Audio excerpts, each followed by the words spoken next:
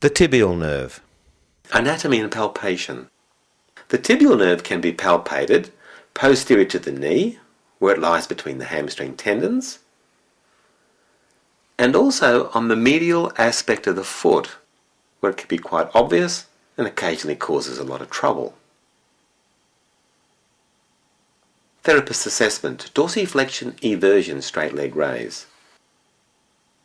To test the tibial nerve, the foot is dorsiflexed, the ankle everted, and with my arm on the shaft of the tibia, I'm lifting Dave's leg up into a straight leg raise.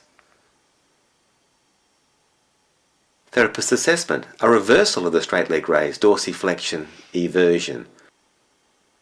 On Claire's leg, in straight leg raise, I'm now performing a dorsiflexion eversion. This is using the order of movement principles introduced in the introduction to this DVD.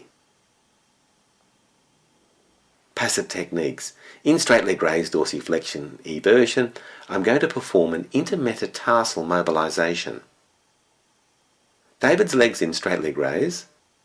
Note the foot is taken into dorsiflexion eversion. And now I'm mobilizing an intermetatarsal joint. Passive techniques.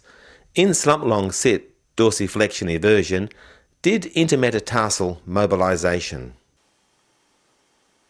Here, Claire is in slump long sit, and we can adapt her spinal flexion as needed. The foot is in dorsiflexion eversion, and I'm going to mobilize an appropriate intermetatarsal joint. It can be refined even more by adding toe extension. This may be appropriate for Morton's metatarsalgia. Passive techniques. In hip flexion, dorsiflexion, eversion, I'm now going to do a nerve massage technique while I mobilize the tibial nerve complex. This may be appropriate for a neurogenic plantar fasciitis or heel spur. Massage techniques can be used on or around most nerves. Passive techniques, an ultimate tibial mobilization. First, I've got Claire's knee in flexion, and then I'm going to dorsiflex her foot,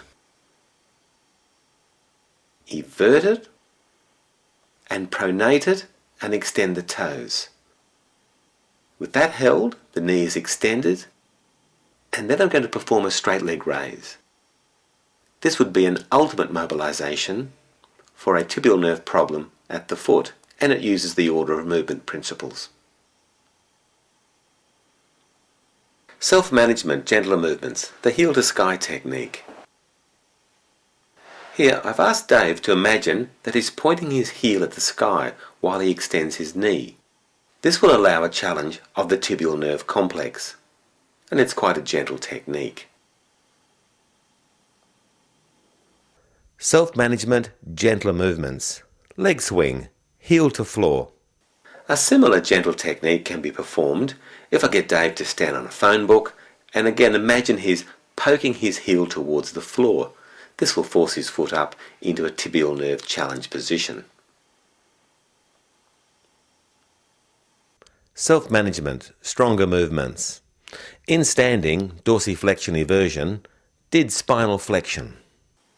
Here I've encouraged Dave to place his leg up on a chair, dorsiflex his foot a little, try to extend his knee and flex his spine. Now he's had 2 total hip replacements, and movements like this are keeping his nervous system mobile. Self-management, stronger movements. Wall work. In hip flexion, dorsiflexion, eversion, did knee extension using a strap. Similar to the technique of the peroneal nerve, the tibial nerve can also be mobilized as well.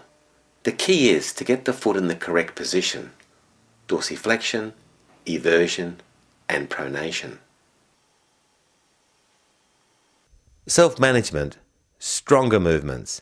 In slump long sit, dorsiflexion eversion, did knee extension as a slider tensioner. I'm going to encourage Claire to hold her foot in dorsiflexion eversion and then do a total slump position. Note at the same time she's extending her knee as she flexes her neck, and this will be quite an aggressive movement on the tibial nerve complex. The slider can be performed by extending her neck. Self-management, stronger movements, a toe wriggler in slump.